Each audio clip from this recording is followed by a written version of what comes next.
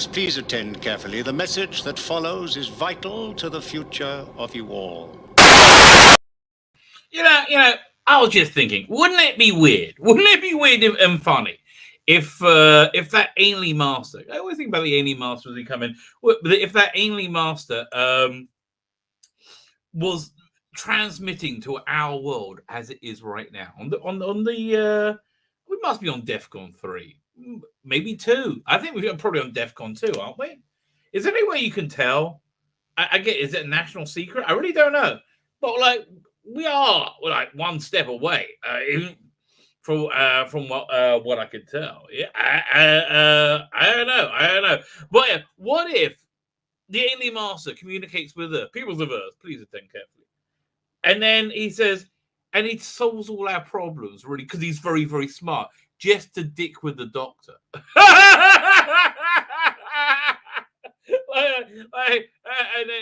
Just show how much easier it could be done. I think that would be funny. I'm sorry, I'm looking for a spoon so I can stir me coffee. How are you, everybody? Good evening, Governor. Good morning. I hope you're all doing very, very well. World's a bit crazy. The world is indeed a bit crazy right now. What can I say? I think it's about to get crazier, baby. All right, here's my lightning analysis, right? So the reason I think it's going to get nasty, right? I think it's about to get nasty in Europe. It's do you remember that the last European war? Is it Yugoslavia breaking apart? What was it called again? I can't remember. But it was you had these all these really heavy atrocities going on. Where's the sweet? They've just gone. Oh, here it is. You had all this really heavy atrocities going on. Ethnic cleansing. That's when that phrase first started coming around. So that'd be like in the late 90s or 2000s, I think. Yeah, but I think it's like I think Plan A was that the people would just surrender and be like, all right, whatever, fine, and they'll face no resistance. But Plan B is we're a very big military, and we're gonna do this now. So that's what I think's happening, right? They want to do it with a minimum loss of life to their forces, I guess. But also, that's probably why I was trying to work out why would Putin put his nukes on standby, right? Like why would that's going to bring you to Defcon 2 when I minimally 3. I look, so somebody doesn't know what he's talking about. I've seen war games. That's all I can tell you. I don't know if Defcon's a real thing, right? Well, shall we look it up? Let's look it up. I think this is a reasonable cul-de-sac to go down, right? 1 second, we'll go over here. Is Defcon a real thing? I even spelled it wrong. Let me share it with you. Wait. Here we are. Share screen. Window. Is Defcon a real thing? Okay, so how can we find it out? Does Defcon still exist? We're just going to say we're not talking about things related to Defcon hacker convention. No, it has been no. Okay, no, that's not what I'm saying. Defcon levels. Let's see what this says. Okay, so Defcon 5 is okay. Defcon 1 is cocked pistol, is exercise term. Ooh, misses. Maximum readiness. Well, look, we're never going to be maximum readiness. A description: nuclear war imminent. Well, when we're getting not there yet. Fast pace is Defcon 2. Armed forces 6 hours or less to deploy and engage. Well, I mean, Putin's forces are already engaged, I guess. I don't know what the readiness of the military is. Near nuclear war. It's okay. So yeah, I think the reason he put his nukes onto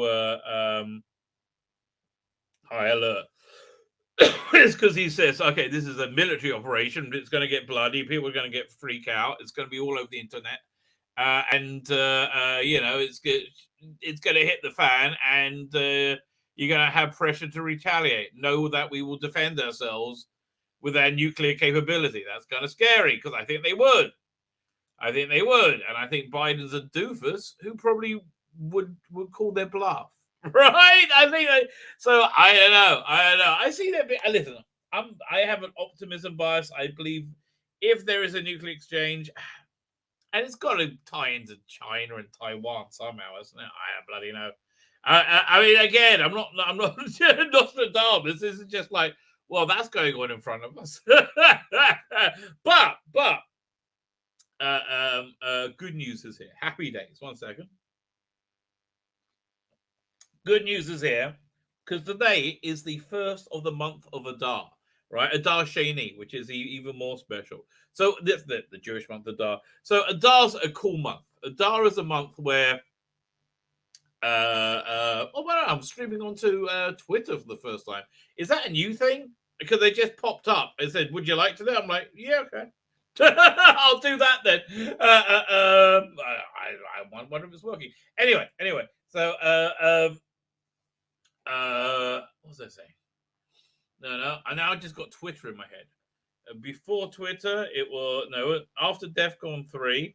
Well, we're after Defcon. I had Defcon 3, Defcon 2, somewhere around. Not good. Yeah, no, I just think. So I said Biden, I think, was a doofus enough to call their bluff.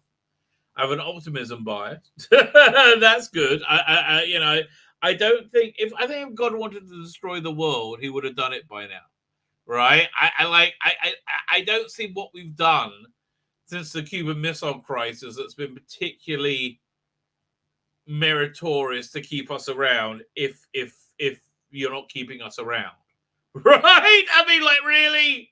What I mean, like, we've done. I mean, we've achieved a lot in that last 60 years or so. We've achieved a hell of a lot, but man, I think we've achieved it at our stagnation, right? Our emotional, I think emotional maturity stagnation, right? So we're all much more emotionally immature than we were 100 years ago. So is it a good thing? Why is that thing? Is it a good thing? I don't know. Anyway, I digress. But happy days are here because the month of Adar is here. So Adar is a funky month. What is Adar? Adar is the month where the pinnacle of it is a hot holiday of Purim. And essentially, one of the goals of Judaism, and I think of being religious in general, is to see beyond the facade of reality, right? We have a finite, physical reality, that exists. We call it Olam Hazeh, this world, right? So that's where. But our job is to see beyond it. It's essentially like the Matrix, right? You're looking for glitches in code, that sort of thing. I mean, not really.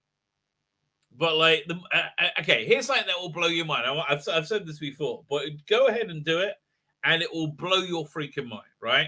Because essentially, I believe God exists. I believe God is infinite, and what I think God wants with you, from you most, is to have a relationship with you, right? I think that's what God wants, and I want God to be proud of you, right? And so He wants you to be your best, right? Which is a bit of a drag, but that's basically what God wants. God wants you to be your best, and He wants you to have a close, intimate relationship. From my worldview, right?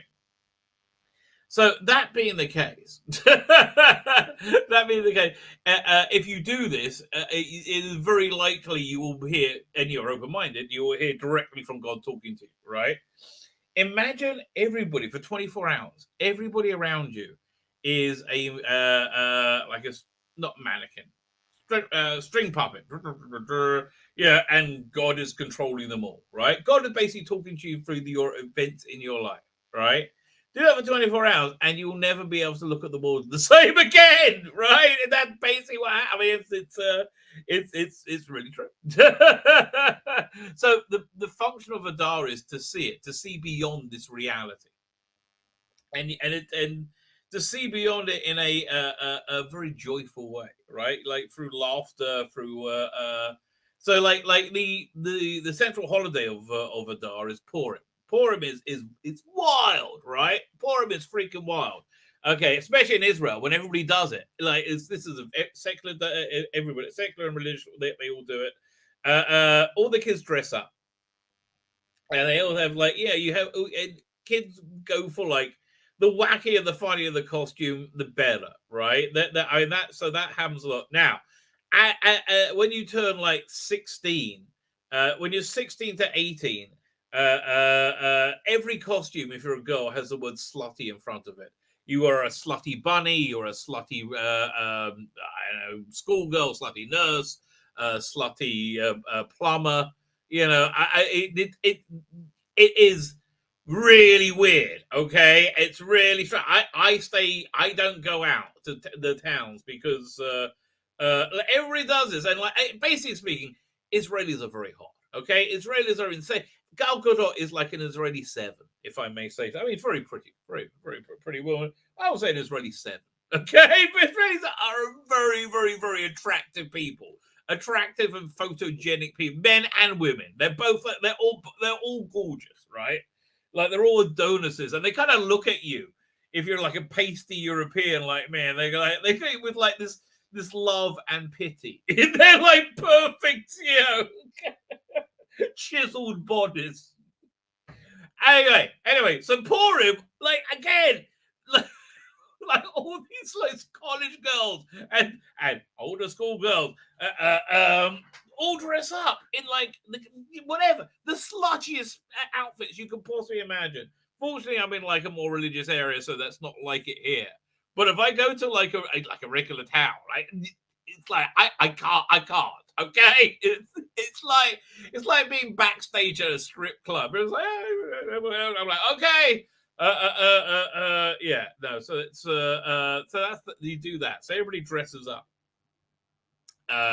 You get drunk. You have a festive meal, and you get drunk. Well, at least I do.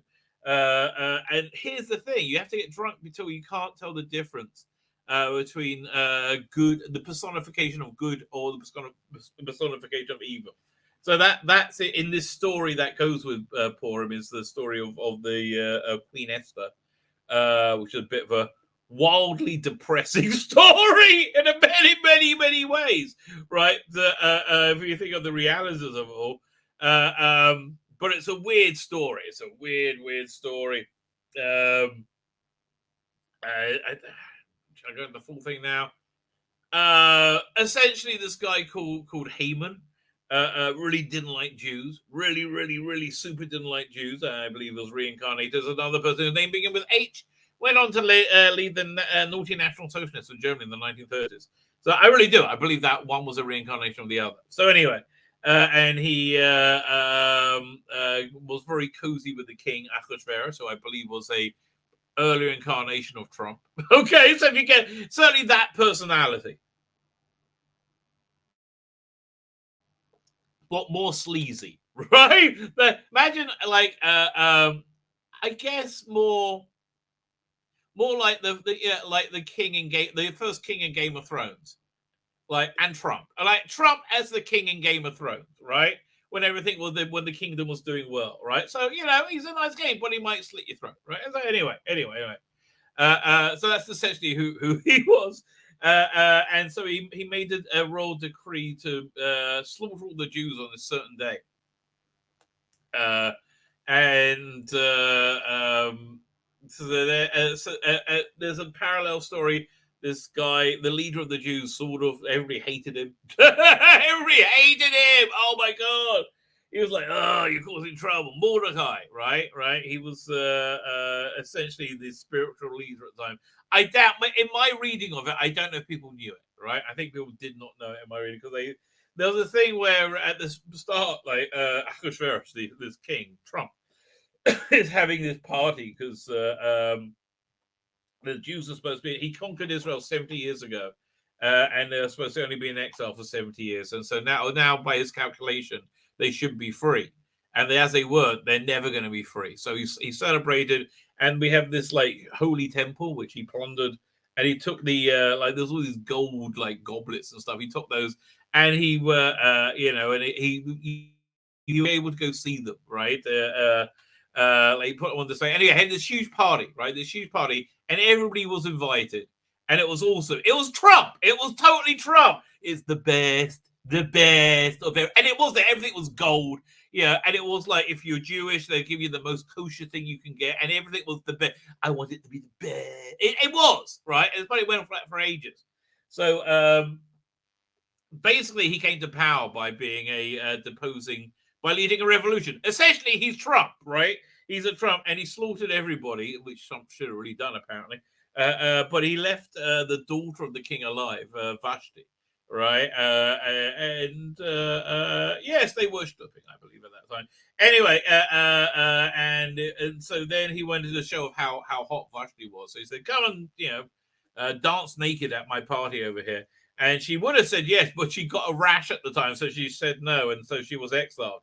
So anyway, this guy Ahasuerus was looking for a new wife, and so he did a beauty contest of like the hottest chicks in the land. Now, one of those hot chicks happened to be a Jewish girl called Esther, who was madly in love with her husband, who also raised her in a very creepy, weird way. But that's the whole nother story, right?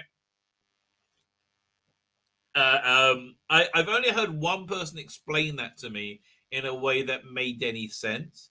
A woman called Rebbetzin Zipporah. Well, her name was Helen. Maybe she was widowed and remarried. She's quite elderly. Brilliant. One of the brilliant women I've ever heard speak ever. I mean, it's so clever. I mean, I'm telling you, like way cleverer than me. I have a lot. She was one of the only people who like Bible talkers that I paid for. Right? I paid for it, baby. Yeah, right. But anyway, so. So she's the only one who explained that, but basically it was her husband's was Mordecai, the spiritual leader, right? And she got dragged off for this beauty contest, was insanely hot, and got the job, right? So she was forcibly married to Trump. Right? If I say Trump, you know exactly who the character is. So like, yeah, it's the best, everything's the gold, the best. Anyway, coming from China. Anyway. So honestly, I think Trump's had been rectified many times over, which is why he's much nicer now, in my opinion. Right, but I think the thing about Trump and Ahasuerus is they were very, very charismatic in that when they would meet them, they always looked out for the little people around them, right? And whenever they never treated anybody like a little person.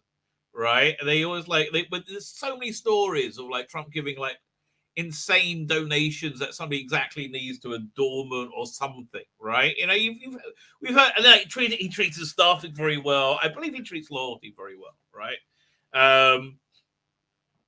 So I think Ahasuerus was probably the same. Again, he led a populist revolution. So anyway, he's married to Esther, and this thing with Haman goes down, who's the prime minister. And then so Mordecai gets Esther to get involved, and basically Esther, in a really, really insanely smart way, plays off Haman's paranoia. Haman's paranoia against Ahasuerus' ego, right? And he gets them to basically smite Haman and his sons and smash the whole plan. And then in a cool part, there's they hang Haman and his sons, right?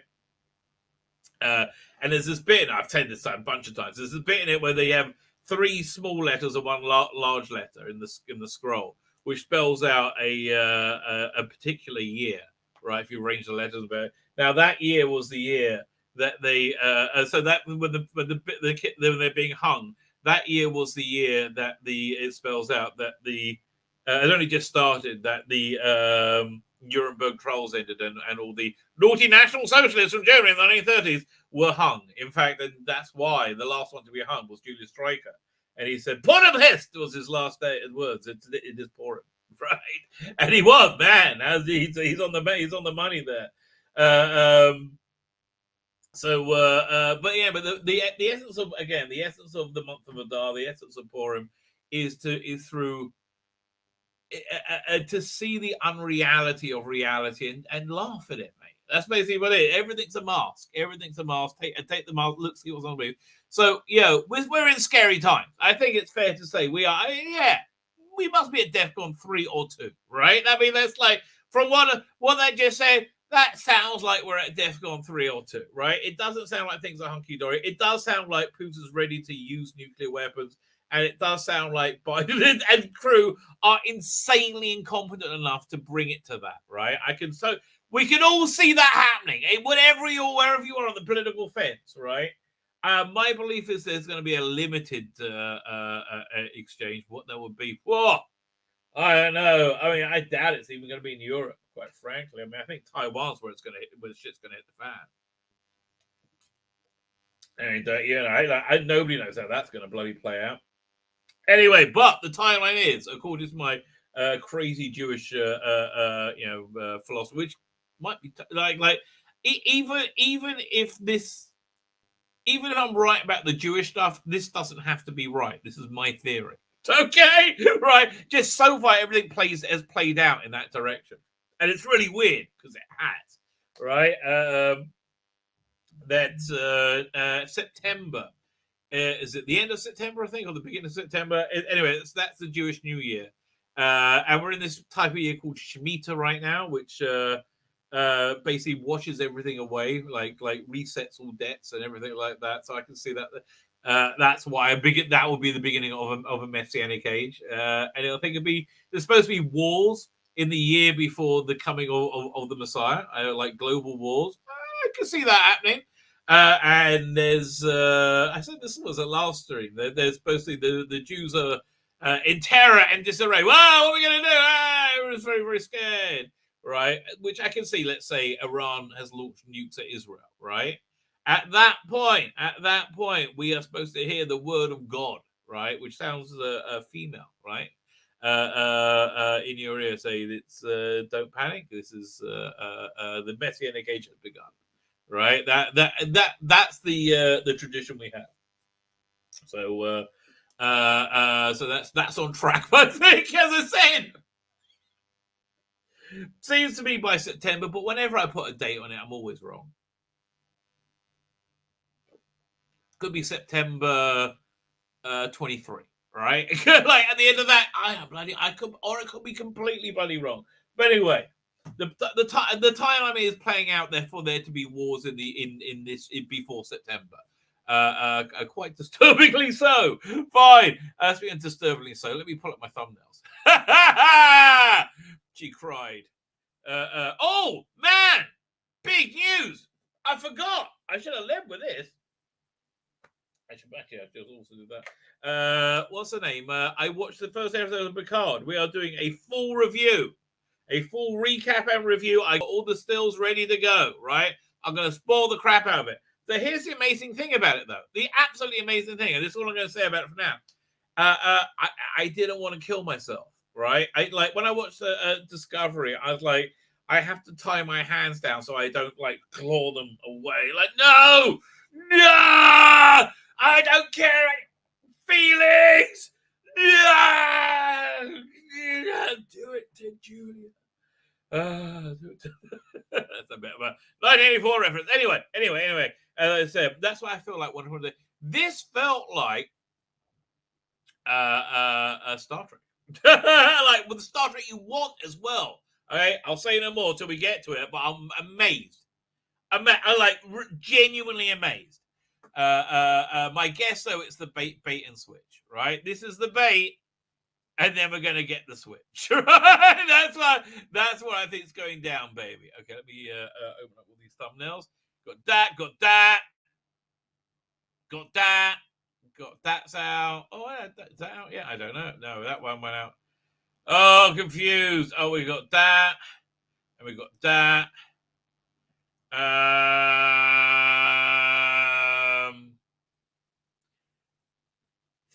I think I already posted this, but here, I'll put it out. Doink.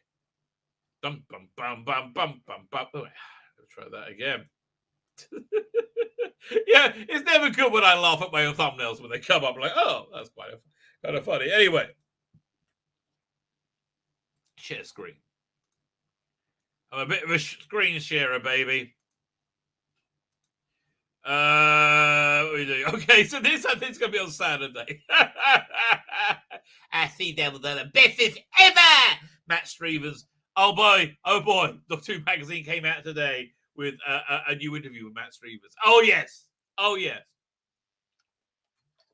We're really not, you know. He looks more modern than me. That is true, Troy Tempest. I don't know why Blackpool goes in the background, but it does. It so does. I don't know, but it just does. I like it. Current producer Matt Stevens. I should be current Doctor Who era producer. Current era Doctor Who producer, I think. Or current producer Matt Stevens. Insane, unhinged pride, which is what it is. Insane, unhinged pride. For his work destroying Doctor Who. Yeah, dude. How are you proud about that? I mean, like, really? Anyway, I like Colin Baker in, like, you know, Gallifrey and Battle Gear. I think that kind of works, right? So here, I had a bunch of stories I could have picked from Doctor Who. I'll go over them with you here. That's it. It's funny. This is going to be a video. I'm going to probably do this for Sunday. There had 2 articles come out within an hour of each other. One in Radio Times saying a good article as well, saying how nostalgia is going to be a good thing for the 60th anniversary. And then Screen Rant said how Matt Smith and David Tennant won't fix the problem of Doctor Who. So I'm like saying, so it seems to me there are 2 articles saying the exact opposite, right? So there's a couple of news articles I could have ran with as a main headline story. The Radio Times has a thing on the new companion, but I put the articles out at the ones that and I look at the one that interests me the most.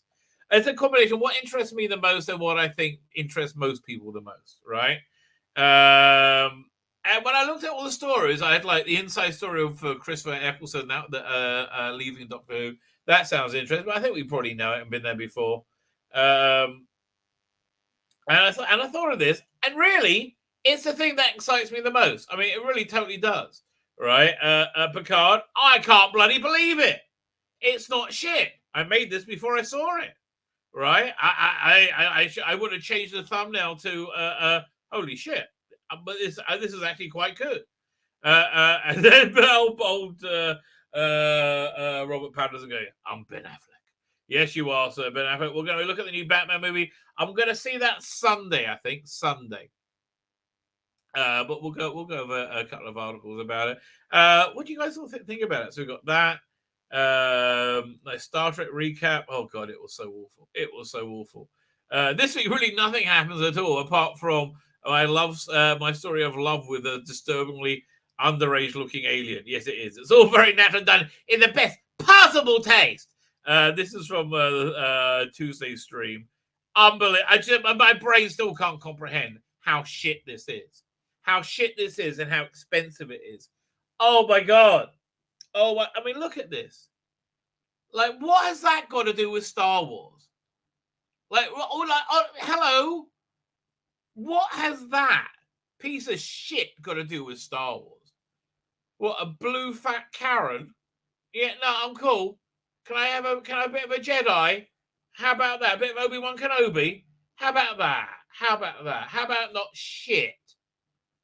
Oh, God. As I explained in this video, right? Here's a few problems with it. But the main problem is this. It's there's several problems. It's hard to know where to start. It's completely doesn't relate at all to Star Wars. It's all sequel, and it's all shit. It's about nothing anybody cares about whatsoever. It's made for Karens who can't tell the bloody difference, right? That's exactly what it's made for. right? So there's that. Secondly, the aesthetic is 100% wrong. Star Wars was a dirty, lived-in universe. That's what Star Wars looks like. Or you could go for the Imperial look. It doesn't look like this gay bar that you made over here, right? You know, like this character, the stunning and brave Karen is not Star Wars. I know how badly you want it to be. It still isn't. Nobody gives a shit about Rey. Get over it, okay? So not going there now. Also, it's very expensive. It's a high-end hotel. It's like $6,000 for 2 nights, and it's, to me, looks like low-end quality. You're in a small little room with your kids in your room with you. If I'm paying $6,000, I want to be able to, get my leg over it with my wife. Excuse me, what the hell? What the hell? Exactly. I don't want kids in my sodding room with me on $6,000 a night. Are you having a laugh, mate? What the hell? So there's all that going on. But here's the thing that they've really got wrong, right? Is that, okay, I love Disney, right? Disney is such incredible quality. I absolutely adore Disney. One of my happiest moments of my life ever, right, was at Christmas. I don't know, about 10 years ago. We were at Disney for Christmas. We were visiting our in-laws in California, and it was wonderful. We were there. So,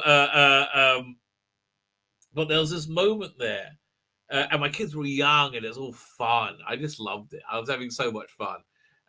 We're waiting for our table, and while we're waiting, Pluto is sneaking up, trying to steal the presents from under the tree, and the waitstaff says, "No, Pluto, you got." I just thought it was so cute. I love that. That made me laugh and made me smile. Right? I thought it was lovely. Right? So they have, the whole thing is like an interactive story as you go on. Okay, that's too much. That takes you out of it. That takes you out of the unreality of it. By the way, so before I get into that problem of it, what they should have done, I said this when I talked about it last time, was made it like something like a crash star destroyer that the local population turned into a hotel. That way it's actually a hotel, but you have it looks like a imperial aesthetic. It feels like you're in Star Wars. And you can have the pool with like scout walkers and water plunging out of them, and it's all in character, right? You can have the wait staff be aliens in character, and it's fun. That's all fun. Don't put bloody story in it as well. I don't want to deal with you. Leave me alone, right? That's just annoying. So then, if you want to have a LARPing story experience, right? Then say you have to get the shuttle up to the satellite that this Star Destroyer was defending, which is the Empire's like hidden base. And then while you're there, adventure happens. Sith holocron comes alive, and there's Darth Vader, and it's the whole thing, right? It can be cool. It's in character, and you feel like you're in space. You've got the space windows thing. I don't like the idea of not being able to see daylight for 2 days. It's stupid. It's all stupid what they're doing. I want to smack them up the side of their heads, right? So there's that. But okay, that's the other thing. So make it like, so again, you make the LARPing experience like a thing that you go to. Like you can say, you can do that as one of your adventures there, right? So that's in a nutshell everything wrong with that. Doctor Who magazine, did a review of that today. It was well, here's the thing. Doctor Who magazine is very much coasting, right? They just got to make it another 6 months. And they kind of don't like it. They don't like it because that it failed. They don't like it, right? They don't like it that we won and they lost. They don't like it. But they know that they're ambitious, but they do fight against it a lot, right? I mean, like, when they're talking about Peter Davison, they have a bunch of like very young girls write about Peter Davison stories, which is interesting, but like it feels like you're trying to say something. When I say young, under 25, right? So this got bumped the other day. This is coming out tomorrow.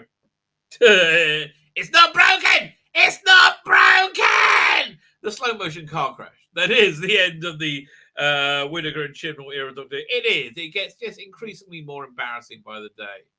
It really genuinely does. I mean, like, every day it's just like. Do you remember that Red Dwarf where he first meets Ace Rimmer, right? And he doesn't get like him, and then at the end he tries to like drop a bunch of kippers on him or something, and it doesn't work. And Ace just like shakes his head and walks on. That's how I feel with these people. Like, just really, guys, it's over. Okay, it didn't work. And you're fine. You liked it. It's okay. It's okay that you like it. But don't tell us that it was so popular. I mean, like, you went around calling us the worst things in the whole world for a long time, and like actively stalking us and trying to make our lives hard. Right? You did that because we said the emperor had no clothes to you, and you really didn't like it. Right? That's entirely what happened. Like, you don't come back so easily from calling somebody, naughty National Socialist. Or like, what do you want me to say? Like, I don't know. And they're kind of withering and dying as well, which is quite nice. It is quite nice. But what can you do? Anyway, let me get to the chat. PD Rich, how you doing? Vladimir Poohface. Yes, I'm afraid he might be. It's like, but he can't lose. Right? He can't lose face on it. I'm like, he's going to be eaten alive. And I don't think, while his initial plan didn't come to fruition, I don't think this was the end of his machinations. I don't think he went, oh, I have to fight them now, right? He thought, I'll just scare them into it, right? I don't think he's doing as badly as they're saying. Here's the thing: I don't believe anything. It's all propaganda. On it going from it, I don't believe anything. Okay, I mean, I'll believe if they say the nukes are flying. I'll believe, but like going on in the war, who's winning? Obviously, Russia's gonna win. I mean, what are you talking about? But I do think it's gonna get bit icky this week. Okay, bit icky. Felicitations is Darren. I'm so glad Darren got the artwork. I wanted to. I still haven't replied to you on Facebook, which is why I'm replying to you now. But I'll forget I've done that because I haven't replied to you on Facebook. So it's still like, I don't do that. I don't reply to people. So I remember to reply to them, and then I still don't. And months go by. Carl Lynch, how you doing? Lovely to see you. Here we go. The Solar Engine, how are you? X-Men 577. There's a lot of you. By gum, there's a lot of it about, baby. Holy mackerel, I'm still alive another day. It's, you know what? It's much like somebody commented today that Chibnall has really made the JNT era so much better, right? The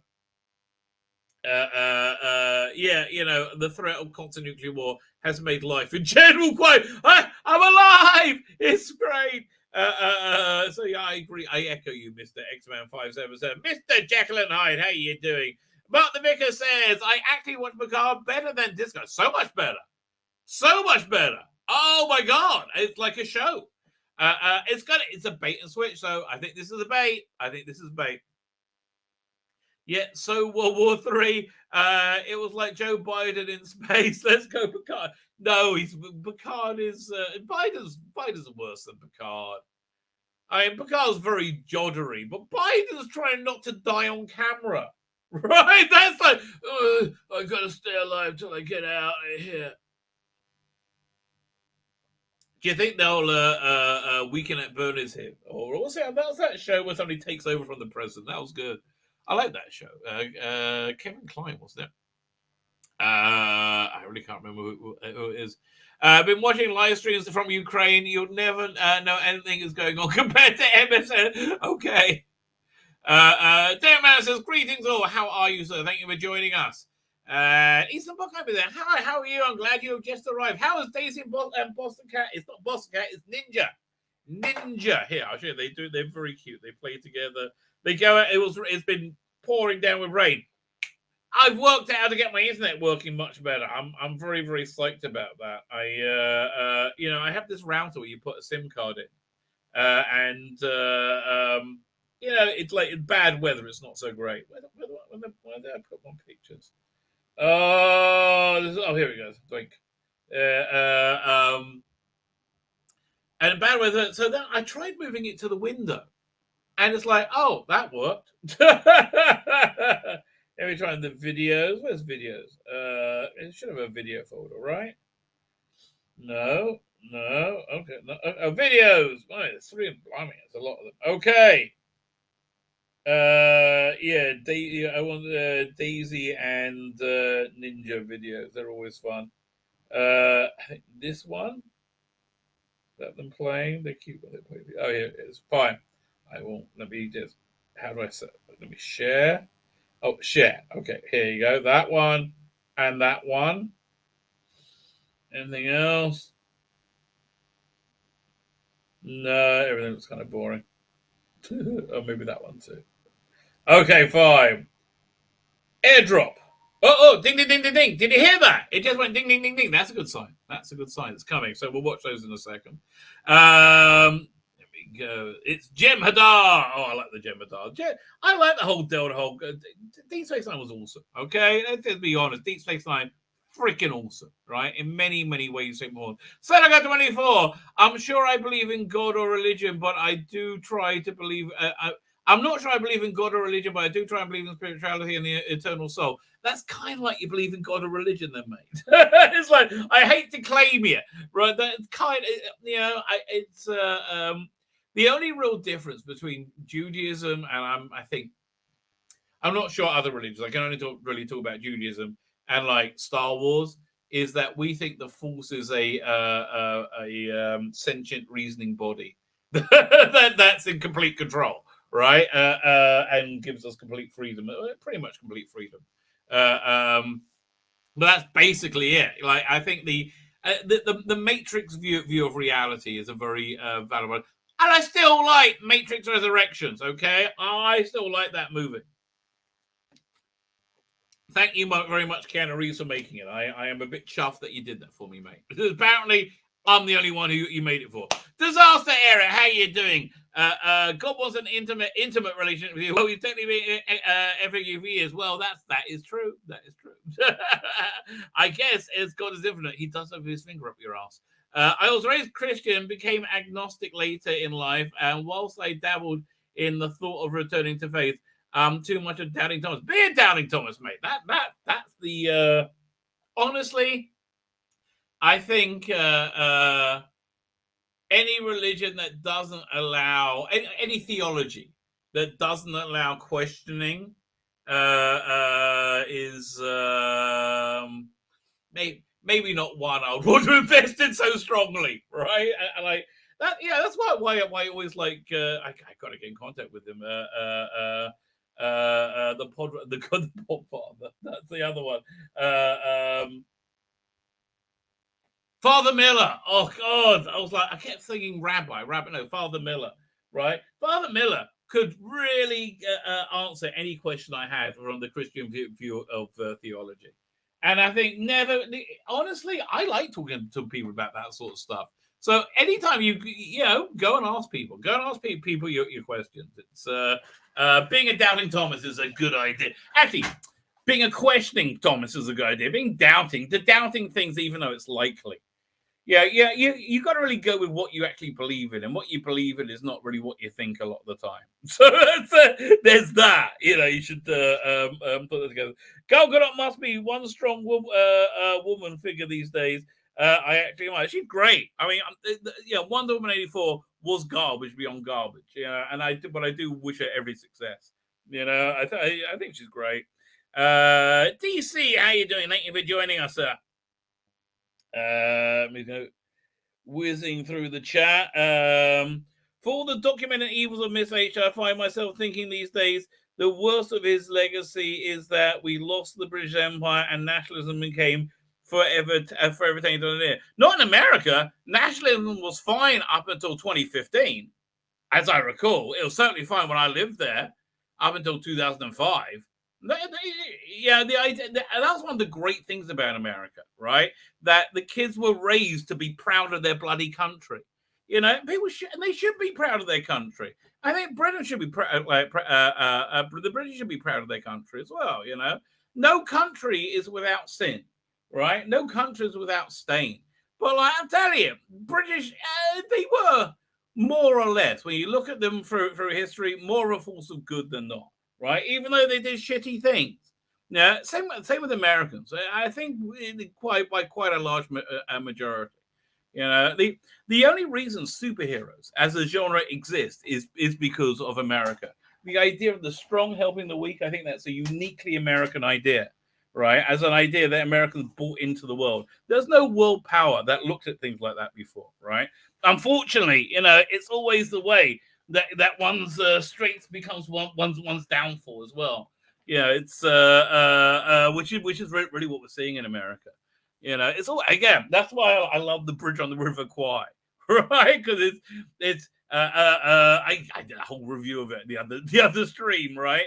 But it was all about Alec Guinness's character and his incredible strength, which ultimately became his undoing until he sought redemption by throwing himself on a plunger in his dying with his dying breath.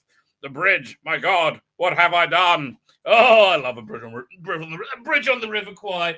But I think, I think the idea of the strong helping the weak, again, it's a uniquely American idea. Now, a lot of English colonialism was really based on the idea that they wanted people's lives to be better. And I think that's reasonably altruistic to a certain extent. How much money does anyone think the Star Wars hotel will make? It's going to be one. It's the Heaven's Gate of hotels. This thing is going to flop beyond flop. A Norman's not going to pay $6,000. I mean, how many of them are there? How many of the Hillary Clinton class are there? The Barack Obama class. That's the young people they're appealing to, right? The millionaires, and even millionaires can't afford that. You know, anything less than 10 million in the bank, you're not running to that. Right? I mean, it really is the case. It's crazy. You're doing like mega rich. Why'd you make it so big? And God, I saw more footage of the bus to get to the park. It's so embarrassing. It's so embarrassing. It's all embarrassing. Man, that thing is going to flop beyond flop beyond flop. Chris Soda, how you doing? I think I said hello to you. I kept trying to. You're the next person I was going to say hello to. I'm not sure if I got you or not, but if I got you several times, I'm happy to do so. Where we go? Heather Sulu is here. I'm glad you're catching a live stream. Well, you're in the Netherlands, aren't you? TARDIS time. Didn't even get a notification live, Rabbi. Well, what can you do?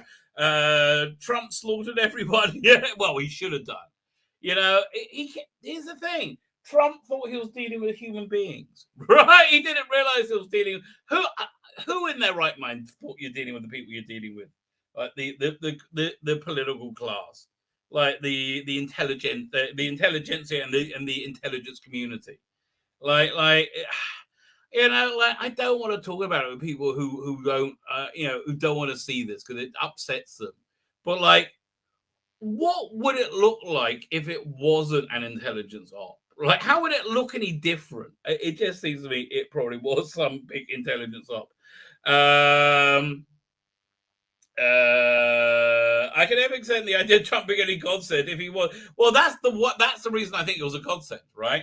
Because the idea is that God only sends people. He sends people that you wouldn't expect. Right, sleazy people who are tainted in some way or another. It's that way the Satan doesn't see him. That's the idea. Like the idea is the Messiah comes from the line of David, who comes from what was it? Is it Moabite? I think it's Moabite.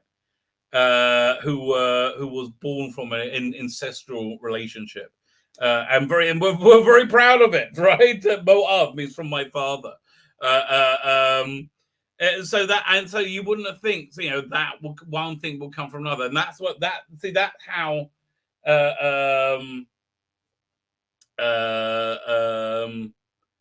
that's how God cloaks things from satanic power, right? Because he would have been killed as a baby, right? By making him the sleaziest guy you can. And yeah, of course he's sleazy, right? I do think he probably stopped porn stars. Yes, I mean, I believe that. By the way, I am so into Pam and Tommy. It is the greatest show, right? My biggest complaint of Star Trek Picard was it wasn't Pam and Tommy, which is I would always rather be watching. I freaking love Pam and Tommy. It is. If you're not watching it, get watching it. It's awesome beyond awesome, right? So I can everything becomes. I was saying, if he was, I wouldn't have been back in the Saudis in their evil war on Yemen. Listen, dirty things happen. I don't think anybody's good or bad. I think things happen, but I think generally speaking, Trump compared to anybody coming from the political class, it's like comparing again. It's like comparing Robert Baratheon to the Lannisters. By the way, I'm still waiting for the Face of Failure thumbnail. Yeah, I'm still waiting for it to get to. I'm holding that one in. TARDIS time, and that's a good one you keep for the right video. Camcam's Crash Course says, "Good to see you. Bible stories with the Rabbi." Yes, I really didn't mean to get into that, but what can you do? We go where we may. Okay, Matthew Burrows is here. How are you doing, sir? There we go. Matt Stevens. Yes, I know. I do a lot the Matt Stevens voice. Marine boy, how you doing? Is he the one who had the aqua gum? I always loved that. Could you leave the Troy Tempest out of this? No, I'm sorry. He fits so well into this. He just starts going like, I don't know why they're together. It seems like they should be sharing a bag of chips, doesn't it?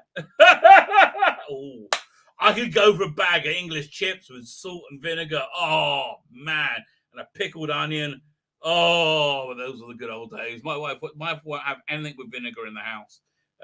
So, yeah, and they don't make pickled onions in Israel. So there you go. So I can't even pickle my own. But, a good pickled onion, Savoy and chips. Oh, man, you have no idea of the spiritual reward every second I don't have that, because I don't know what's in a Savoy, but it must be pretty not kosher. So I can say it's got to be pretty not kosher. TikTok was awesome, and Doctor Who is majorly missing awesome right now. That is true. That is certainly true. Bigfoot had a good month last month. I don't know how they're going to do this month. Well, he got the Rusty Davis thing, so that I think that's the only thing coming out this month.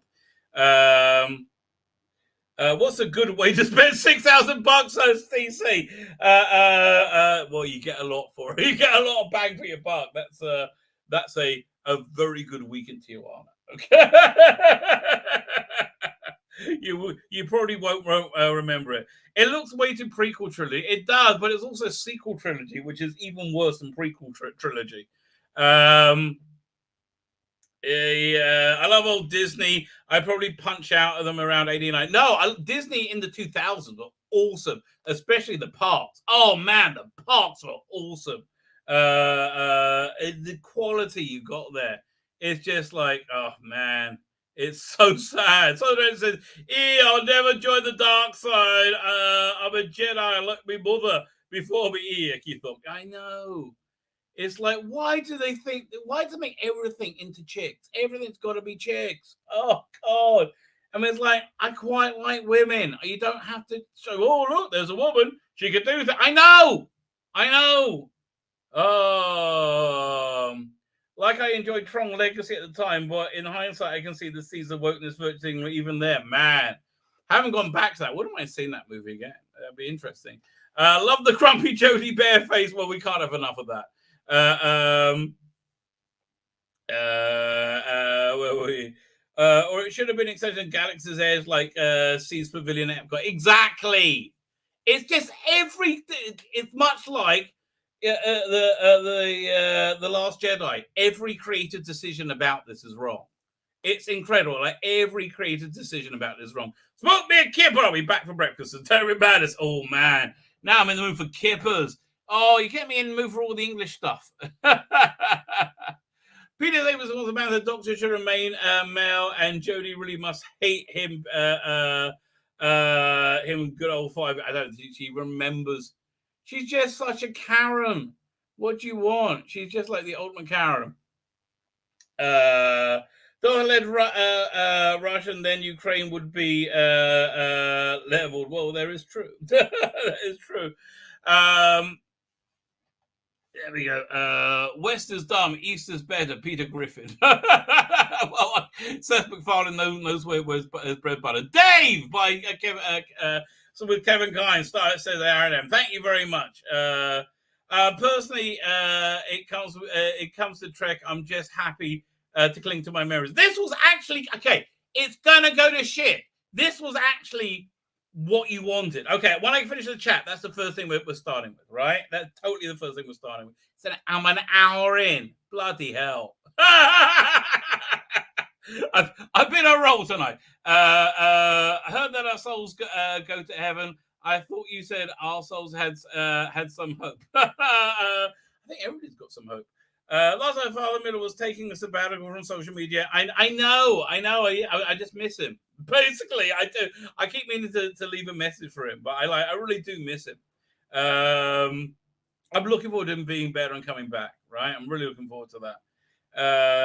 The British Empire came apart at the seams in the 50s. You are correct. By this point, I keep on expecting alien invasion from Mars happening. And I, for one, welcome our new boat with Martian overlords. Listen, they can't do any worse than us, right? That's basically why I think. That's why I think all this is going on, because I think God's softening you all up to be oh, thank God, yes, save us, right? I think he's bringing you on board, right? That's why I think it's going on. Why I think from a godly point of view, why this is happening. And why does it got to happen this way? Because we're assholes. Okay, we're freaking assholes. Listen, we told you the same-sex marriage thing was going to break the world. I don't know why, but it did. It absolutely did. I mean, I don't care if people get. I'm happy for you. There's nothing on me. Right? Okay, this is just. I tell you, God doesn't like this. Right? This will break the world, and it did. Bridge and Mother Cry used to be on every Christmas. It should be. Awesome movie. I really got to do a review of that one because it's such a great movie. Cecil Rhodes' vision on the British Empire seemed nice. Well, that's really what I'm going for with Crown of the Empire, right? Totally is. Radio Times News has been banned by the Tories. Oh, RT News has been banned. I thought you meant Radio Times News. Says Matthew Bounder. Yeah, listen, the other thing is this hysteria about the Russians. For God's sake. I mean, I don't understand going after Russian individuals. I mean, if you think they're a spy or whatever, fine. But I don't know. It's like closing of Russian clubs in America. I just think it's wrong, right? It seems really the same atmosphere that led to Japanese internment camps. Was it he owned this thing called USA documentary with a Republic, a bad idea, and experimented and ranted and on and your fingers were shaking when you type writing this. I know. And Geb sound. I can't work it. And then said, I'm going to say, and then said, it is the best form of government ever devised by humans. His point was humans count. Yeah, I think you're probably right. I do think, was it Churchill said, democracy is a terrible form of government and the best one we have. His point was Hylin was humans were bad as self-governing populations. I tend to disagree. I think it's the ruling class that normally causes a problem. I thought citizenships were invented by Jewish folks in the East End. My great grandfather was apparently very wealthy through fish and chip shops in not the East End. I think in Golders Green. No, here was he in Golders Green or was he in Hendon? I can't remember. But he was very wealthy, but apparently lost it because he was into gambling. Sorry to hear that. Disney has been quietly dropping its best talent, experienced talent for some time. It's not. It was not immediately noticeable since the Off Ideas and the seventh version of the thing. Or make money, yeah, but yeah, Disney is in the toilet. It really is. Russian oligarchs are heavily linked to their government. Similarly, China. I know, but here's the thing. I'm like, why is America buying 700 billion barrels of oil from them a day? Like, okay, at this point, you start fracking, right? It's make your. I mean, like, they could be energy independent. They're paying Russians war machine while opposing sanctions. It's freaking insane. Again, it's like why does shit always go down? Shit goes down not because people plan it, because people don't plan it, right? Shit goes down. You get fired by accident, right? Shit goes down. Life changes because you're not planning it properly. And that's what this feels like to me. I hate to say it. That's what this really feels like to me. Fine. Let's get something good news. Hang on a second. I'll get my notes. Let's make them bigger. Make it bigger, baby. I say that same joke every time, and it always makes me laugh. It always does. Fine. Let's pull this up. Wrong button. Wrong one. Here, that goes over here. Oh, man, I did it wrong here. Okay, that goes over here. So I can read this, and this goes over here. Can I make this smaller? Yes, I can. Okay. Share screen.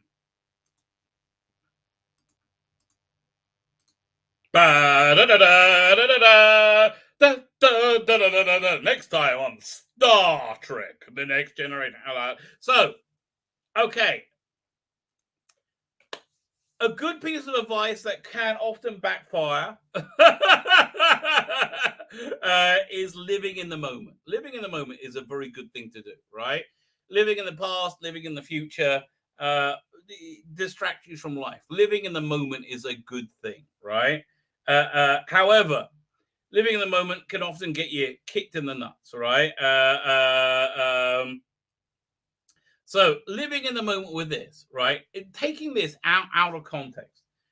Not even out of context. Let's say this is the first thing I saw after the first season of Discovery, which I thought I liked the first 9 episodes of. I liked Harry Mudd. I liked a lot of it. It ended in a Dan Squid, but I could live with it. If this was the first thing I saw after, I would have loved this because it was the continuation for the character of Picard that I wanted, right? So I'm really happy. PD Rich said it's the 23rd century alert, not 21st. You are correct, but this has become the classic. But here's the thing: it's made by people who don't know Star Trek, right?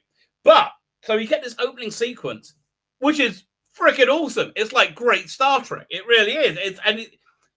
I feel the same way watching this. I felt watching The Mandalorian. Like I couldn't unclench that it was gonna like go. It's not great, but like there's this great part in Swamp Thing where to get his help, he this demon Itagun does it in exchange for a flower, so he can plant this flower in hell, and it's kind of a crappy flower. But the more people see it, right, the more people that it makes everything around look worse, right? So this is I don't know if I'm just like amazed. I don't hate it, but it seems this still seems like the best. Anyway, it starts off awesome pre-title sequence. Alert, intruder alert, right? You got Starfleet security, Starfleet uniforms, right? You're in Starfleet uniforms. Clearly in Starfleet corridors, feeling like you're in the middle of attack, right? And it feels like fraud. It's really kind of you feel their tension, right? And you do get this like explosion. Well, that's quite good as they like lose internal gravity for a second. Oh no, internal. I can't remember what it is. But yeah, so they're rushing to and the lights going off, right? And it's got this like little bit of a Saving Private Ryan thing because they're being summoned to the bridge, right? And the door opens, and they go in and pew pew pew. There's like it's Borg, right? It's Borg. It's got that green Borg attack thing, phaser thing. Beautiful. And it's an incredible fight scene, right? This is as good as Star Trek's been. This feels very movie Trek, feels very Next Generation, but it feels like, again, move forward. It feels modern. And now we first see a character we recognize. Was it Agnes Girati? I think is her name. And they do sideline the character tonight. You see Picard on the bridge of a starship, right? And it's awesome, right? I love it. It's like, what are we going to do? You hear something saying, don't fire. What are we going to do? And you look over, and you don't really register it at first, but it's it's the captain from last season, Rios, but now he's in a Starfleet uniform. And you're like, what? Is this like a Kobayashi Maru? Is that like, what's going on? You're like, you don't, is this, and like, he initiates a self-destruct, right?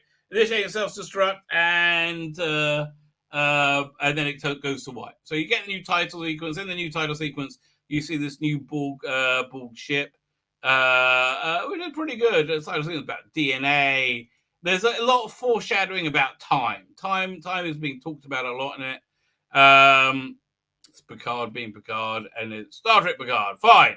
So it starts off very much like what's that? Doctor Who, right? You know, Doctor Who.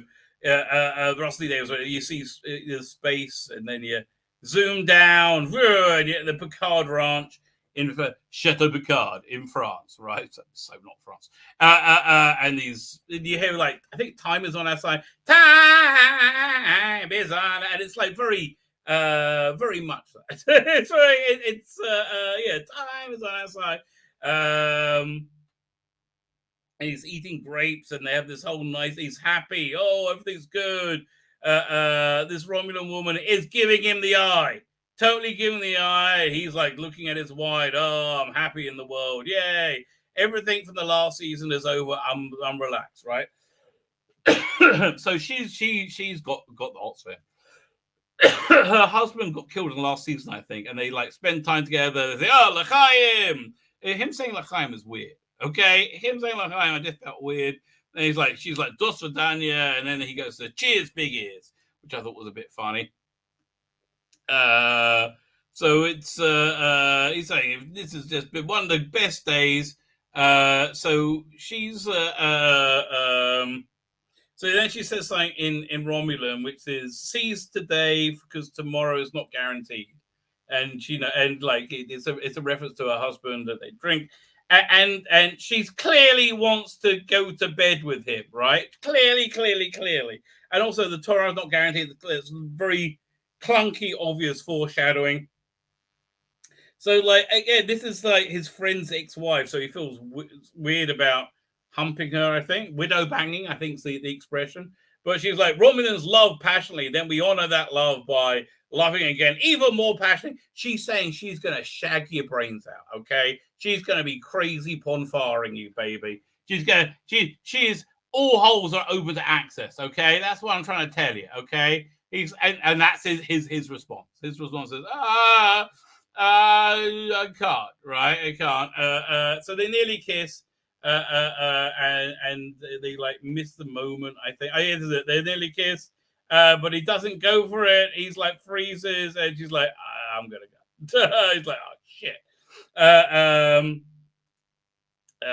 he thinks back. You have a flashback sequence to him being a boy, and he's wearing a stupid hat.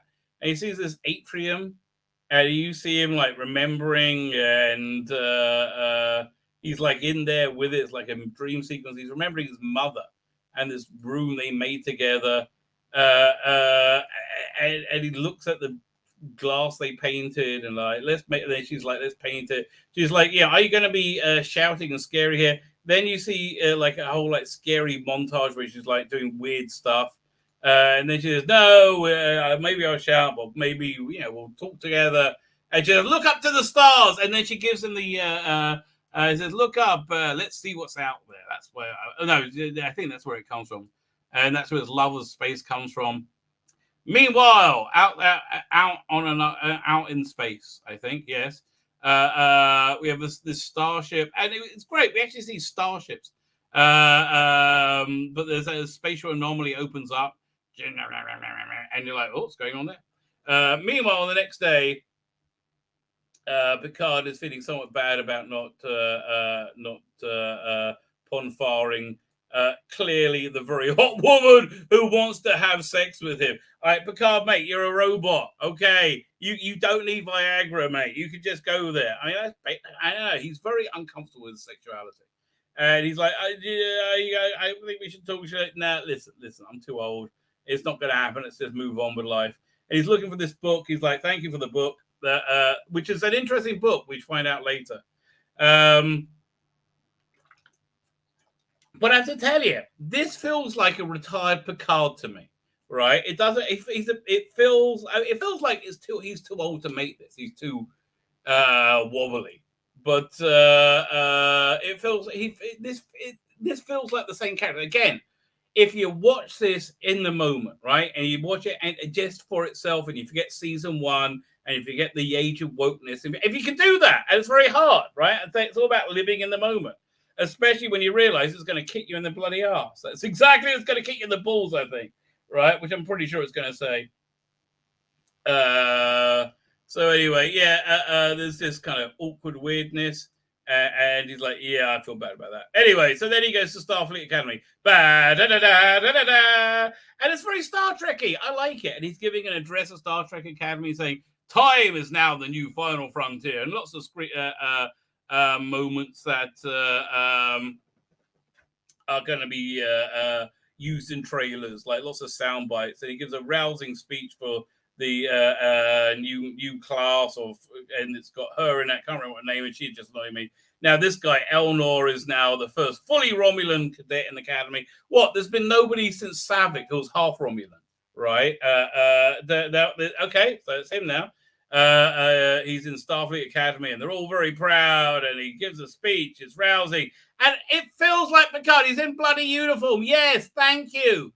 It feels like they just listened to everything we bitched about and they've delivered it. So, I feel like it's wrong to bitch, right? Especially as it wasn't that bad. It sounds like it's going to get woke, but right now they've answered every problem so far, right? And he's like, boldly go when no one's going to be like, whatever.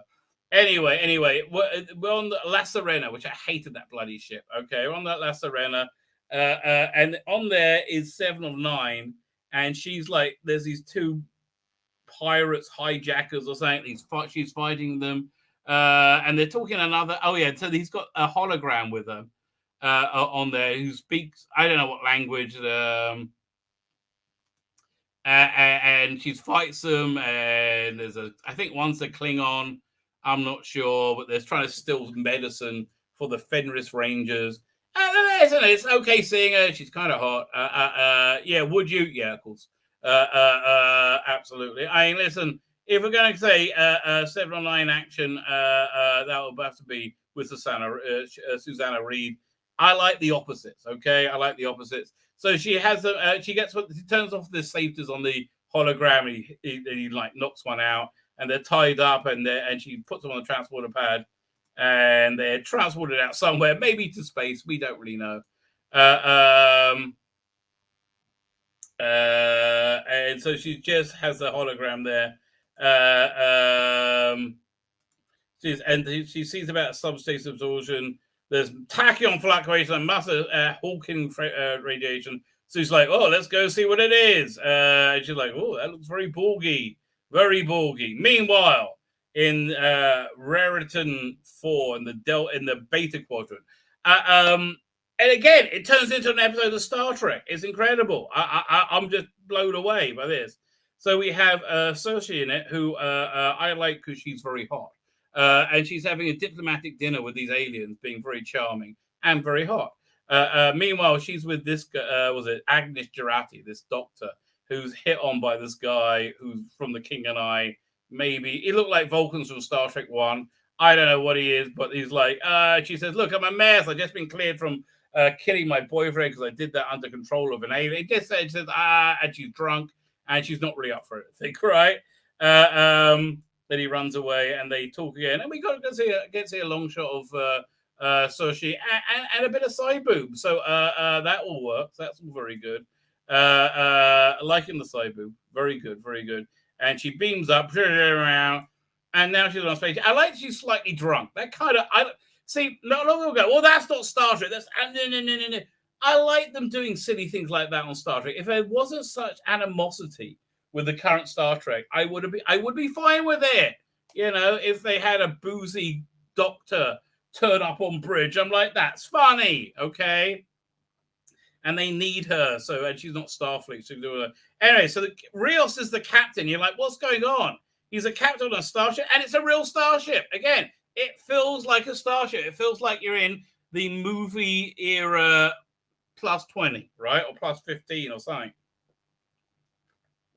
And he's acting like a captain, and I like him as a captain, and they're in uniform, and it feels like bloody Star Trek. I don't know what to tell you. And for some reason, she gets a equal seat on the bridge, and they go and see you go and see what ship they're on, and he's the captain of the Stargazer. Like, you think it's going to be the Enterprise. I'm like, oh, don't be the Enterprise. That's embarrassing. No, he's the captain of the Stargazer, which was Picard's first command. And it's a cool looking, it's a Star Trek looking ship. It's a cool looking ship. I go, poof, to start, next gen's out of there. Meanwhile, back at Starfleet Academy, what's the name? Apparently, he's the commandant now of Starfleet Academy. And then this character says the word arsehole is the only thing that jars you into current day Star Trek. But it's fine. I can live with that. That's fine. I just kind of glossed over that in my head. So she's getting. Oh, you hear the people are being assigned their starship, and there's SS Sulu mentioned, and then there's Excelsior. Elnor, the Romulan kid, is assigned with him to the Excelsior. She wants to keep an eye on him, and they basically just have a bit of a nice character moment. And he talks to Elnor, and he's like worried about being the first Romulan. So he gives him this gift, right? Which is the book he was looking for earlier. It's a first edition book that was written by Spock about being the first Vulcan in Starfleet Academy, which he said, which I think is the perfect gift. And again, when Discovery uses Star Trek, I feel it doesn't understand the thing it's using, right? I think it's just floundering in the dark. It has no clue, right? This feels like it understands the character. So I'm on board right so far. And there's this bit in it where he says, there's a quote there that says he finds the assimilation data or information is made better by the exhilaration of challenge. He said, basically, let your hair down and enjoy yourself, and you learn more, right? So they seem to be kind of like just getting rid of all the crappy characters, sidelining them. This season, I'm like, okay. I'm about 20 minutes in right now, and I'm like, I got nothing to complain about, right? And that's the truth. I have nothing to complain about without being a dick. So anyway, the Stargazer shows up at the spatial anomaly. And again, it looks like Star Trek, and it's a decent direction. I like the special effects direction. I bitch about things when there's something to bitch about, but I'm still like unsure because this feels unusual, right? So they arrive at the spatial anomaly, and they're looking at. So he smokes. I'm trying to get a picture of that. He smokes on bridge, right? So I don't know. There's a lot of problems with that. They could be like synth holograms, cigars. There's got to be some regulation way that they could work it out, which I could live with. There's got to be some kind of explanation for that. And if they don't say it, then put one in your head can, right? If you don't say it, then say, oh, it's a hologram cigar then or something, whatever. But I like that the captain. I like the captain is unauthorized. See, this is a captain that I like. This is a crew that I like, and I'm interested in. Right. So they're there. They're scanning it. They're like, what's going on? Oh, and she's like some kind of genius doctor.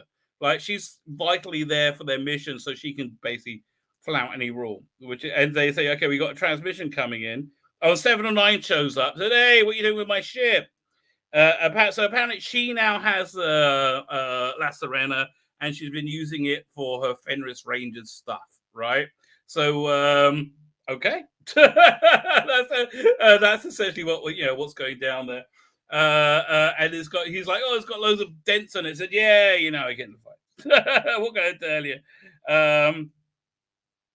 So they're all there investigating the anomaly. They're looking at it again. Feels like Star Trek. I hate to tell you, it feels like Star Trek and the spatial anomaly. I like it says spatial anomaly there. Really? Spatial anomaly. I mean, again, it's a sort of stupid thing I like on Star Trek. So they're scanning it, and they need her to decipher there's like a big comes through, and they can't decipher it. So only she can do it for some reason, because she's like super scientist. Well, I don't know why she's there. It just feels like that's the sort of thing that it would be. She sounds kind of like super scientist that looks after Sochi or something on diplomatic missions. Anyway, so there's this signal come through, and she said, what is that, a language? He said, no, there's actually lots of languages, right? And so she tries to put it together, and then suddenly then she realized the language is saying save us, Picard, save us, Picard. But it sounds kind of Borgy, right? It's cool. So, you're intrigued in the mystery. Meanwhile, Los Angeles, Picard beams down. I always enjoy seeing what life is like in Federation space, which is, again, last year you had people smoking and and swearing, and it didn't feel like the Federation. This feels like Federation life. So he arrives, he goes and looks at, where is he? He's on forward. Where is this place? Let's see if I can read this. Forward Avenue Historic District. Does that tie in to Times Arrow, you think? I don't know. No, he's in the historic district. And he goes, he smiles, he looks where he's going for. There's a club called 10, so 10 Forward maybe. Oh, it's called the Forward District. So this is 10 Forward. That's the name of the club. He goes in, and Guinan's going to be there. And I have to tell you, Whoopi Goldberg, massive dick, who said things that have annoyed me over and over and over and over and over again. Right, more so recently with the Trump derangement syndrome, like whatever has annoyed me repeatedly.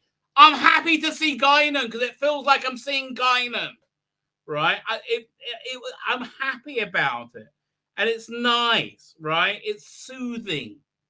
I just think this is a trap. I think it's a trap. I don't know, but it's lovely to see Guinan. So they go, they talk. And they go and have a drink together. And basically he needs to talk to her about his love life. Like, he just rejected this woman, right? He couldn't go for the woman. Look, Mom, a raving anti-Semite. I understand. I don't think she is an anti-Semite. I really genuinely don't. I think that she's bonkers. But I listen, man. I look at people positive. I don't think she's anti-Semite. I really genuinely don't. I don't know. Anyway, so you see him guiding him, right? And he's talking about love life. Say, listen, it feels felt closed off to me. Like, I don't know. I'm not able to go for it. I've had sex before. I've had relationships, but never. I've always had my career instead, right? I just don't know what to do. And I was like, well, schmuck, then go explore the final frontier, right? But I think that's actually what she says. He says, like, it's just too late for me. So it's and she says it's not about time, and it's more foreshadowing about time. It's very clunky. Obviously they're going to be doing that stuff about time. He's not, and so she says, look, you're not afraid of exploring anything, but except what's in here in your heart. Like, what happened in there? Why have you spent your life alone? And that's a good question for the character, right? I mean, one of the things that I found interesting about Sulu as a character was firstly, he had a wife weirdly, because he had a daughter. I always thought Sula was very gay, but whatever. But I like that, right? And so there's a very good question, and he can't answer the question, which is also interesting. Like, I like that, right? I do like that. Have the drink. Anyway, that night at in Chateau Picard, Starfleet Admiral turns up and says, "Hi, we want to chat. Hi, I'm a stunningly black woman. I know you said Admiral, obviously." And he goes, "Okay, we found this anomaly in space, and we want you to go there. Why? It's calling for you." Okay. He's like, what's going on? And he's like, "Here, we want you to go there." Your hands in the badge. He's like, "Okay, then I'll strap it back on." And he's like, "Well, what's going on is it's it's a intelligence clearly asking for first contact. We define this as Article 15. People want to join the Federation, so it's and they're calling for you by name, and they will only talk to you, and they can open a hole in space and time, right? So we would like to have good relations with them." As he's flying off, the Irish woman, she's Irish, the very hot Irish Romulan woman sees him fly off, and I hope they end up banging by the end of the series. Okay, so anyway, his shuttle it's a great shuttle shot as well. Shuttle shot shows up and it docks with Stargazer, and again, I went Star Trek, but it's new and it's different. I'm happy about this. And 7 and 9 is there to meet them because they're such old friends, obviously. Now, listen, they established they were old friends in last season, so I can't really argue with that. All right. But again, this just feels. Look at this. Picard walks down a corridor in what's clearly a Starfleet ship, right? It feels like I'm home, right? It just feels right. Anyway, I love that they're talking, they go in the corridor, and then they go to the bridge. And when he gets on the bridge, they use the perfect use of the movie theme, like you just hear it playing background. Da, da, da, da, da, da, da, da, da, da. Is that one? I think it's that one they use, right? And it's Rios is there, and he shows them around the ship, and it feels like he feels like Riker. It feels like it should have been. It feels like a Riker substitute. And I like him being a Riker. Look, John Frederick was great. He was very, very nervous about it. He felt like he was old, and he just didn't want to do it, right? So as he's there, the anomaly like hails him personally. First he's saying hello to everybody, and then the anomaly hails him personally. They're like, wait, what? What's going on? Picard, save us, right? We hear him say, it says Picard, and like, what? It was like, what's going on? And it's the screens start going crazy, right? And it says we don't have any time. We've got to beam our representative on. She said, "No, you're not allowed to beam on." No, they didn't say we beam on. First, you hear them saying Picard from the rift, and all of a sudden in the rift, it's like red alert. Out comes this brand new bullship, right?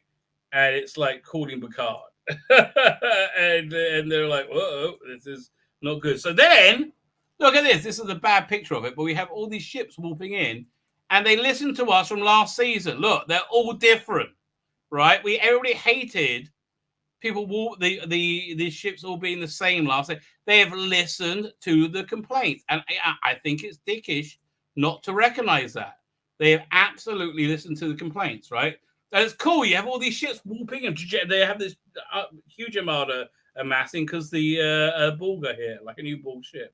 And what's the name's here on the Excelsior, so they can put them in the action, I guess. So they have the great ready room scene where they're talking about what to do, and Heaven Line is like, "We got to attack right now.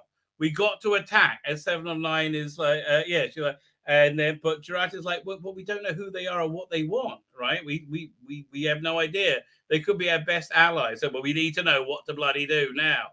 And 7 of 9, we got to attack, right? If you don't do it now, you're never gonna have the chance again. He's like, well, I think we have to see what it is. So anyway, they start hailing Picard, right? And said, we need to start negotiations with now. We need to plead our case. He's like, what? He said, we need to plead our case. And then the thing opens up, and the ball starts coming through. And he's like, "Whoa, red alert!" Well, they're all on red alert already. So you got to fire them right now. So they start trying to beam through the shields, right? And they're using super strong beam to do it. And you think it's a bull queen about to come in. They manage to beam through the shields, and you get into. And now we're up to the beginnings part, right? The pre-title scene, which was awesome, freaking awesome, right? And like you have intruder alert, and this thing appears, and it's a whole new Borg, right? It's really cool. It's like this Borg. It's got like this blank clockwork face. It's really freaking cool and creepy. I like it. I really, really, really like it. They said, but so first, we need to talk. But first, they require. They go, you require what? So we got power, and it's where is it? These massive spikes come out of it. Where is it? Bang! Goes into the panels, and it starts straightening the Palestinian ship and taking control of it. So because that ship is built with partially Borg technology, right? So and it's great action sequence. They're all several lines up firing away, pew, pew, pew, pew, pew. And the security comes in, starts firing at it, but it fires back, right?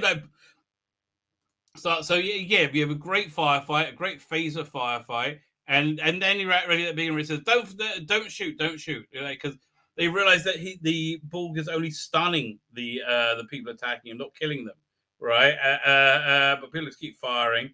So what should we do? And then Picard says, was it? Oh, first, yeah, more of a good firefight. The firefight goes on for a while. And it's not like a crappy one that we've seen in the current year, right? It's like a good Star Trek one, right? It's like it all works. So they're like, what do we do? And Picard says, initiate self-destruct sequence, right? He's like, yeah, self-destruct, and he gives his code 001, Picard destruct 0, whatever. And what was it? And then was it just before, right? Just before the Borg Queen says to Picard, and he goes, "Look up," which is exactly what his mother said to him. He's like, "What? Look up," right? And then the ship. Oh, by the way, what's going on is hacking the ship because it's full of Borg components, and through that ship, it's hacking the whole armada. Right? We have to control the armada, and it blows up, and you get this big explosion. And its screen goes to white. Then it's black again, and Picard wakes up, and he's very, very disorientated, right? Like, what's going on? And he's in that like atrium house again, and the sky's all messed up. We'll see it more in a minute. It's like trying to work out what's going on. He calls to like the Romulan woman, and like he sees a sword there. He doesn't know what's going on. He's got this weird Star Trek Delta.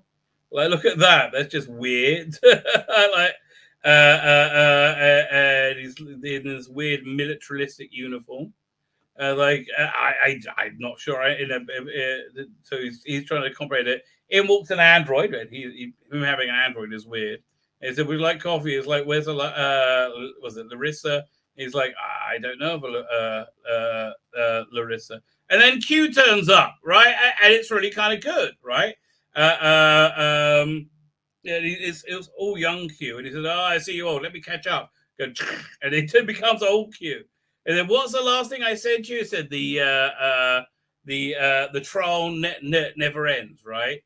Said you've been talking about having second chances. Well, you're going to see what the absolute end of the road not taken is, right? And then and so they're in an alternate universe. And the sky is broken, and it was like this fascist future they're from. So here's what it sounds like. They have to go back to 2024. Yes, they have to go to 24 to save history from not becoming a fascist future, right? So it sounds to me, and this sounds just too obvious, right?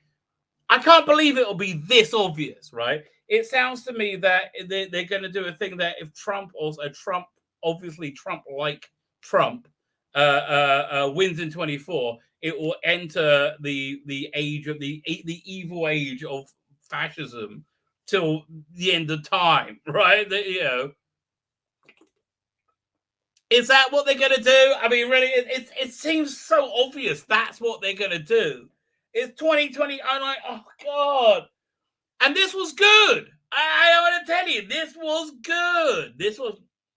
Was it good or was it not bad? I don't know. Here's the thing. Was it good or was it not bad? At least I can say it wasn't bad. I've been very, this is what I feel like. I feel like a battered wife whose husband has just come with chocolates and flowers and been really sweet. Okay, that's what I feel like. So I'm a bit edgy about it, right? I'm a bit edgy, but there you go.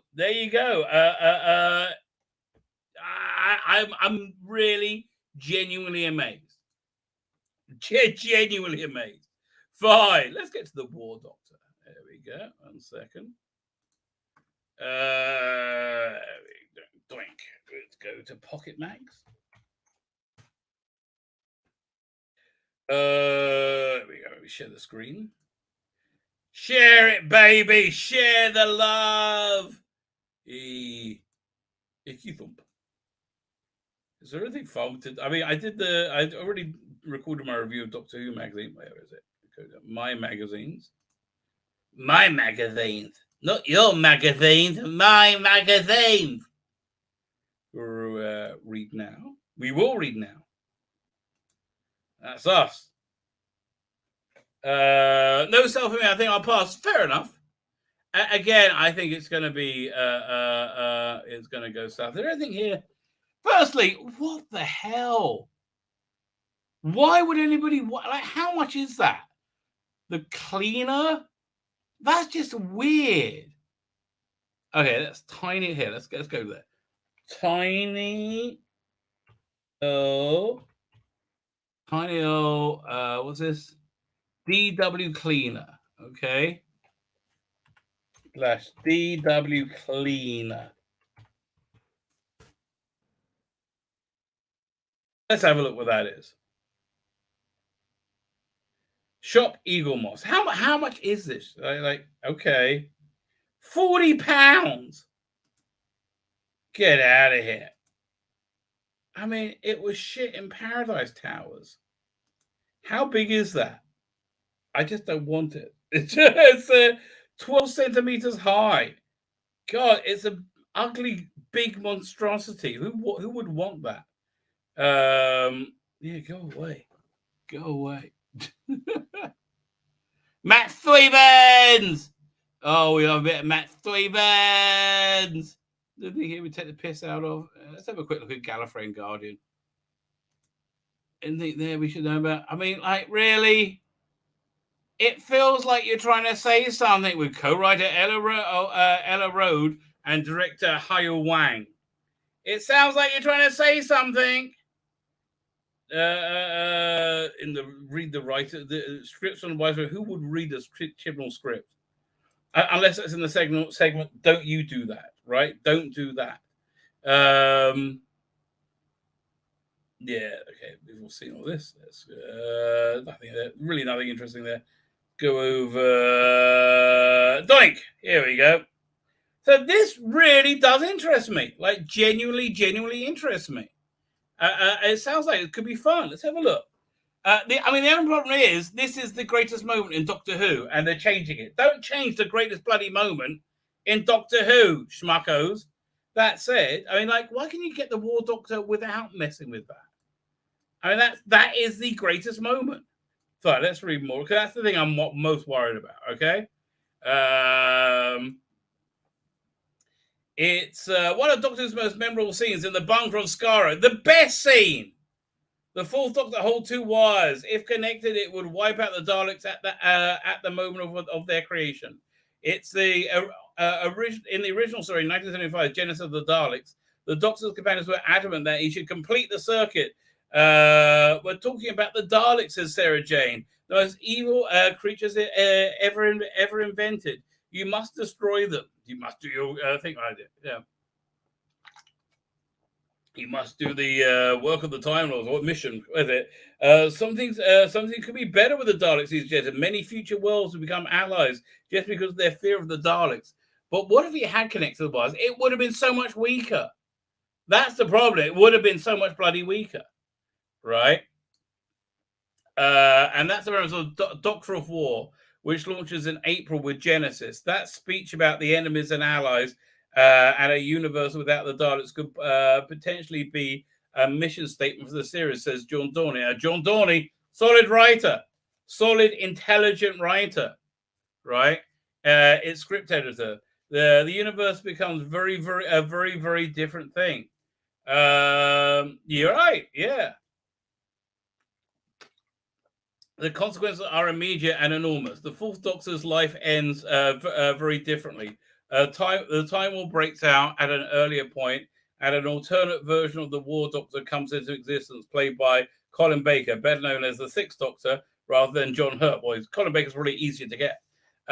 Jason A. Gallery, Big Finish Boss, got in touch and said, "We really cool to do an alternate universe version of the War Doctor." Now, do they know something we don't? Right?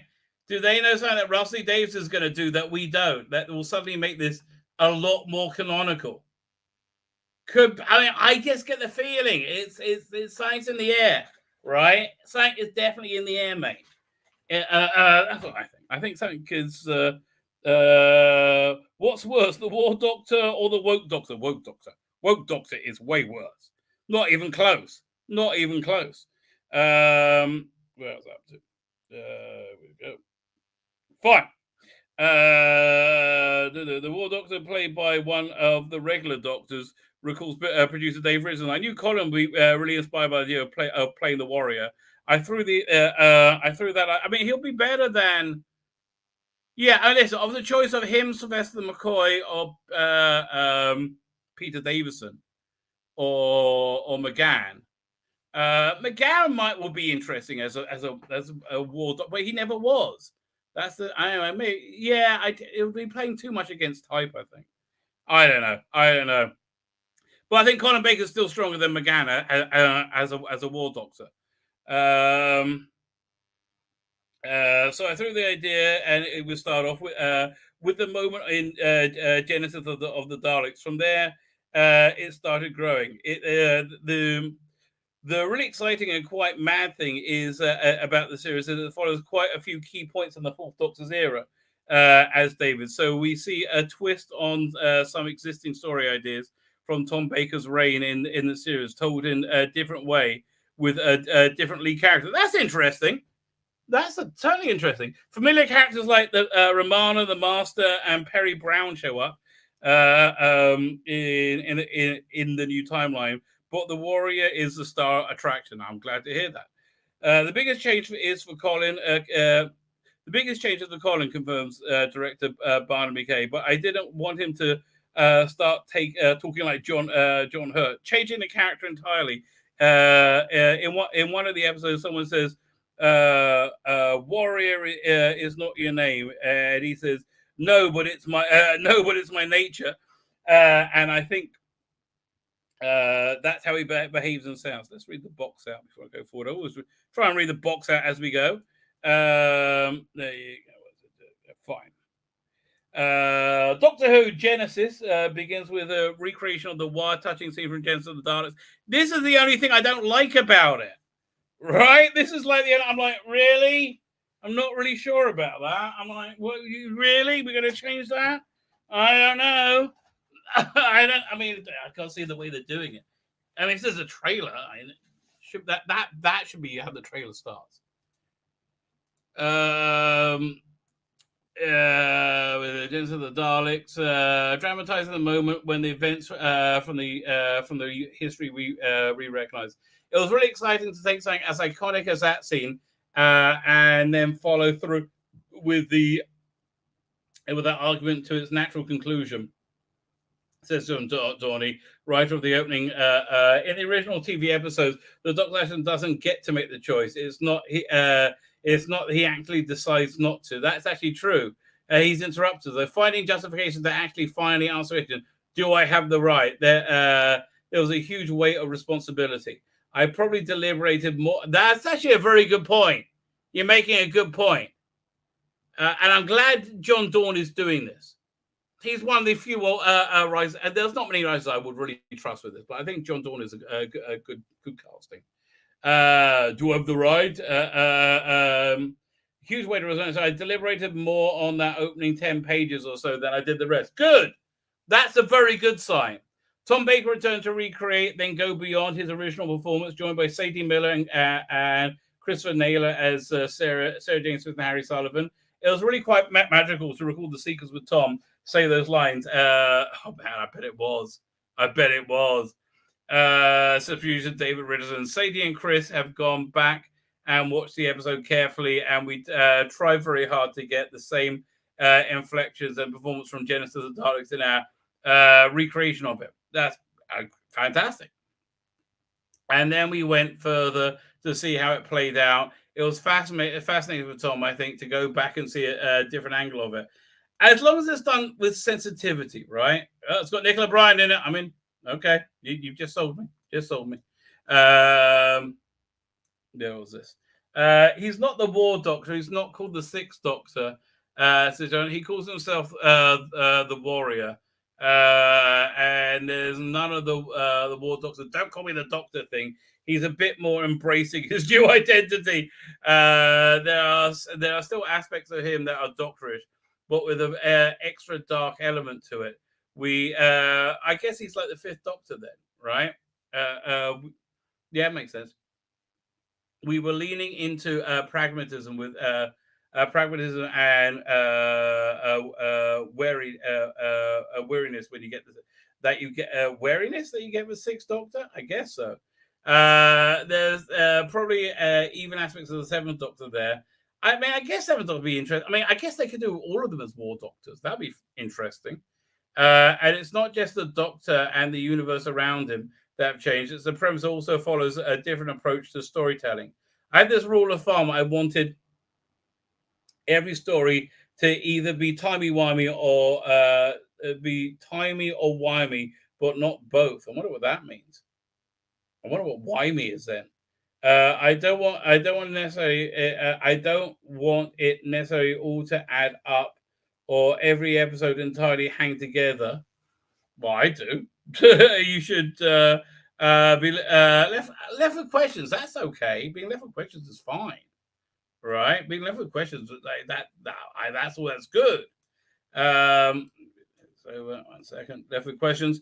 1 second. Let me move this over here. Doink. There you go. And this goes over here. I'm very keen on the idea of the Time War shouldn't necessarily be wholly comprehensible to people who have a linear perception of time. I mean, as long as it's not a cop-out and it's actually writing, right? It should have bits where you go, I don't quite know how this hangs together because I'm a human and Time Lords can figure it out. I haven't got much of a chance. If anything, it's got aspects of Doctor Who crossed with Sapphire and Steel. I like that. If you want to be as mysterious like that, that's good. I want people to find the whole thing a little strange and weird. I want to be generally disconcerting. Okay, you've really got me on board for this, right? I'm really up for this now. I think the bafflement of the characters and the audience in this group of stories is probably essential. Agrees, Barnaby, pointing to the deliberately confusing line which concludes one of the episodes. Okay, it sounds like it's like what's that Philip Martin thing? Gangsters, like those weird things. I like this. Sounds great. Weird BBC is great. Preachy BBC is awful. Weird BBC is freaking great. Deliberately confusing line which concludes one of the episodes. There's a mixture of tenses in one sentence at the end of the story. Usually you get a cliffhanger. People go, OMG, and load up the next episode. But with this, you're going, what the? Okay, and load the next episode because you haven't got a clue what's happening. And I think it's great. It's a good. It sounds good to me. It sounds like it could be shit as well. Okay, it sounds I'm not interested. Although, what's her name again? Lauren Cornelius, super hot. Okay, I wish they had good writers working on the thing, but you darling, super hot. More of you. Let's see if there's a trailer for the War Doctor yet. And okay, we'll just have to stay on Lauren Cornelius a bit longer. There you go. World Book Day deals. Let's see what the deals are. We got 3 days on these ones. Okay, 44 results. Vengers, the Diana. Is this a comic strip or is that's a book, right? Yeah, no, I don't want any of these. Coming of the Queen. Ooh, that sounds like Egyptian porn to me. Paul Darrow, no, thank you. You're here, aren't you? I bet that's fun. Caustic comedies. Everyone says special. No, I'm fine. I do one of these. 1 or 2 of these. I can't remember. Yeah, these pay $10. That sounds reasonably expensive. Archangel is that ebook? Yeah, again. Yeah, none of these will make me go, oh yeah. Omega Factor, no. Anything else? Man, really, all of this is bad. Okay, all of this is bad. Go away. Don't want any of that. Fine, let's go to news. And we'll have a look. You're doing unit. I still haven't listened to the first one in this, right? My review of this comes out, I think, tomorrow or the day after. Where's the War Doctor? Let's see if you come on. Where are you? There you go. Is there a trailer for it yet? We'll go to. Where is it? Master of War. Unbound. No, where is it? Death. Is that the one? That's in September. There was one before it. That's the one. And there is no trailer. There is no trailer. Let's have a quick look at Bounding into Comics. Oh, I don't think I'm doing anything about the Batman. I'm in it 2 hours. Leave me alone. We're going to look at the plot details. Yes. John F. Trent, Ash Sunday, or Ash Wednesday, I should say. It's coming soon. The rumor details, because they're making Star Wars that claim the Grand Inquisitor and his 2 Inquisitors have arrived on Tatooine are not due to Obi-Wan Kenobi's presence on the planet. Rather, they have arrived tracking down another Jedi named Nari, who has made his way to Tatooine. Okay. There's a trailer for this now. That's pretty cool. According to the website, ever since Obi-Wan Kenobi issued the message warning Jedi to stay away from Coruscant, Nari has been on the hunt to find Obi-Wan and Kenobi and restore the Jedi Order alongside him. Unbeknownst to Nari, Kenobi's mission is, as revealed in Revenge of the Sith, is to take Luke Skywalker and watch over him. On top of that, Yoda also instructs Kenobi to make contact with Guy John's winner, which I don't think we ever see him do. In your solitude and channel trading I have for you, an old friend has learned the path to immortality. One who has returned from the netherworld of the Force. Your old master, how to commune with him, I will teach you. Okay, so I guess it's Liam Neeson in this. I guess. Okay. Given these tasks, making Star Wars claims, Kenobi does not want to be found by his fellow Jedi. Unfortunately, the presence of Nari brings the Inquisitors who are supposed to know about Nari's question night with Kenobi. Are these stills? Oh, this is Fallen Order. Okay. And that's Revenge of the Sith, and that's a Kenobi trailer. There was a Kenobi trailer? Okay. Did I miss anything? This leads to Reva into a rage that she talks about. One thing that Reva is arriving on Tatooine and believes she senses Kenobi on the planet, but the Grand Inquisitor dismisses it, believing there's no way Reva could sense Kenobi without him being able to do so as well. This leads Reva into a rage that the various citizens of Tatooine take on various citizens of Tatooine as they follow the trail of Nari. In one instance, River reportedly maims a number of individuals and is witnessed by Uncle Owen, who believes Kenobi is the cause of the Inquisitors and the presence has put Luke in danger. This belief boils over when Kenobi attempts to make contact with Luke and provide him a gift. The previous rumor surrounding the show making of Star Wars claims the gift might be the toy T-16 Luke is playing with. Oh, that's cool. Fine. The idea that Luke is in danger from the Inquisitors due to Kenobi's presence is the reason why he leaves Tatooine. That and Bail Organa asks him to save Princess Leia. Okay, she's going to be in it too. Cool. Making Star Wars in by leaving the world is protecting young Skywalker. Leia as important as Luke, and it'll put the Jedi Hunters off. The advantage of leaving far outweighing risk of staying. With the color Jedi Hunter, I guess seems bad. God, how much longer is this going on? You know what? Piss off. No. Oh, okay, fine. Well, I guess we'll just say it. I'm done. Is there any other news? That looks interesting. Twitter user wants to cancel YouTube. Ryan can leave this alone.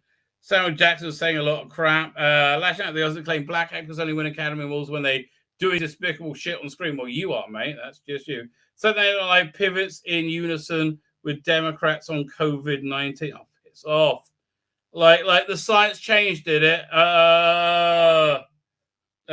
Peacemaker review, making sense with the derivative nonsense. I enjoyed it, mate. I'm sorry.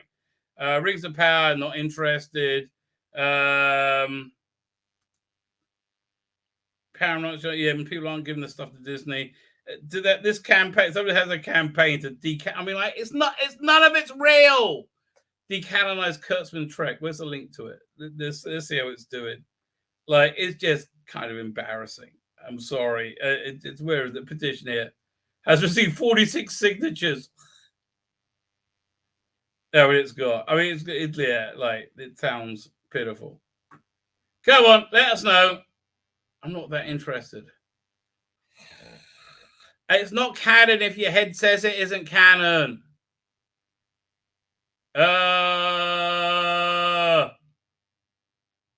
Fine. Darren M says you got to go and yell, get off my lawn to them kids. I can't disagree with you. I don't give a crap. I don't give a crap. Leave me alone. It's gone. So am I. It's time for dinner. I'm hitting the end broadcaster. Go and check out. Dan's got a live stream tonight, about 45 minutes. You know what? Let's get the. If YouTube comes up, I'll get you the link. YouTube of the interwebs being a bit sticky. If I can get you the link for Dan's show tonight, I will find it for you. No, I got the robot cleaner. Oh, no, here it comes. They're teasing me. Here we go. So that starts in 30 minutes. Yeah, I'll give you the link. Hit the like button. I'll go over here. Boink. Okay, go check out Dan. Starts in half an hour. I'm gonna have some dinner. Can't post comments to some destinations. Fine, doesn't matter. Okay. Having trouble connecting. Didn't go through. There you go. PD Rich did it for me. Much better. Okay, I'm hitting the end broadcast button. I'm hitting it again. Wizzy Will. The Wizzy Will.